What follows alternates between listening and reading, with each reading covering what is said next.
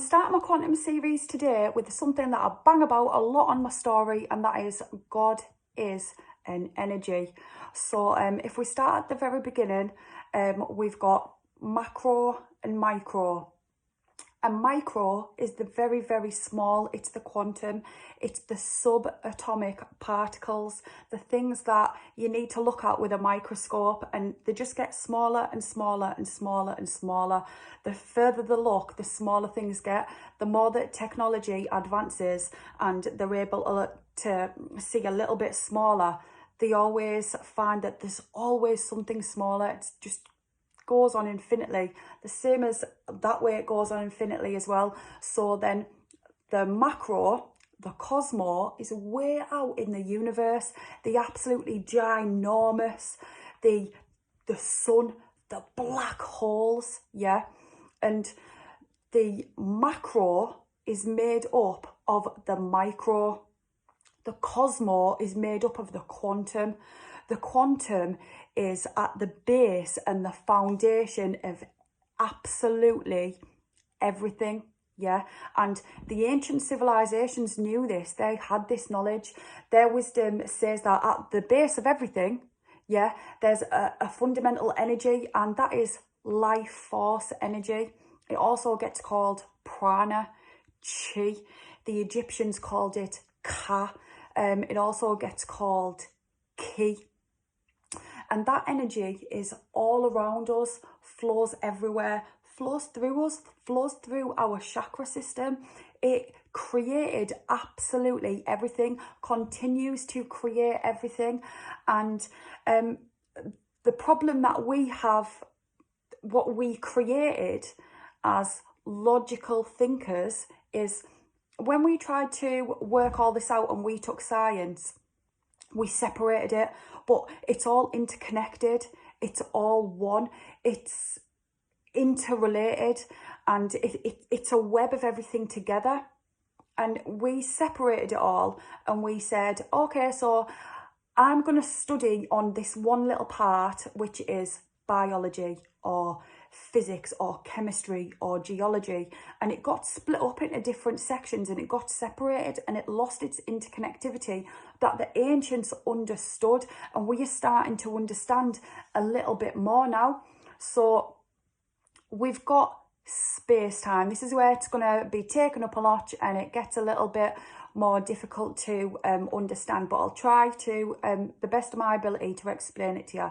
So we've got space and we've got time, and they are viewed as two separate things, but they are one. It's space-time, yeah. So space is not just space way out there past the atmosphere out into the universe. From here to my camera there's space. And this space might seem to the naked eye like there's nothing there, but it's full. The vacuum of space is full. It's teeming with energy. From here to there, there's Wi-Fi whizzing through. My modem's over there. My phone is connecting to my modem using Wi-Fi, and it's connecting through that energy there. And it's not just going from here to there, it's everywhere, it's all around us. Same goes for Bluetooth, for infrared. When I use my remote, ping, ping, ping at my telly, it's connected, not just magically, it doesn't just go, whoo, it's changed the channel. It's connecting to that infrared on the wavelength. So the electromagnetic spectrum of energy, it's a wavelength going from tiny way down to gamma waves, whoo, all the way up, and they get bigger and bigger across to like radio waves.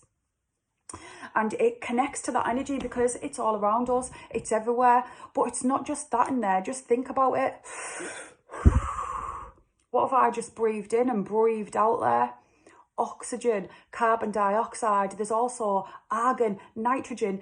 This space in between is teeming. It's not empty, it's full. It might seem like there's nothing there, but there's something there, yeah? So now this energy, there's almost an infinite amount of energy there, right? And this is where it gets extra mind-boggling.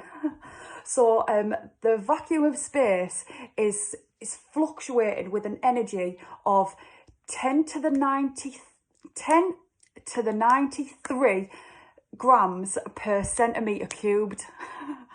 And that number in itself is hard to wrap your head around. So 10 to the 93 grams per centimetre cubed. Like, it's very, very hard to comprehend. Just saying that word out loud is just like, what? And I'll try and put that into perspective for you. So what that means is, the equivalent of that is basically all the stars, all the galaxies, everything out there in outer space. If you took all that and condensed it into a ball the size of a centimetre cubed, all of that energy is the Planck density, yeah, and that is God. So think about it here, yeah. God, how do you describe God? Omnipotent, omnipresent, everywhere. It created everything. It knows everything.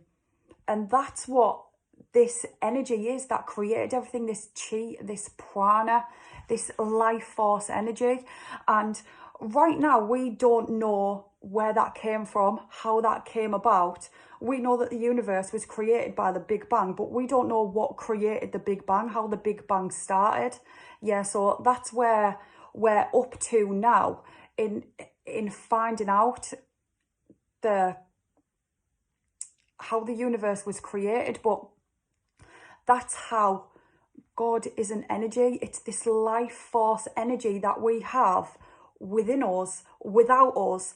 It's absolutely everywhere. It created everything, absolutely everything. Yeah, so I hope that I've explained this well enough, and I'll see you soon for episode 2. Mwah! See you later.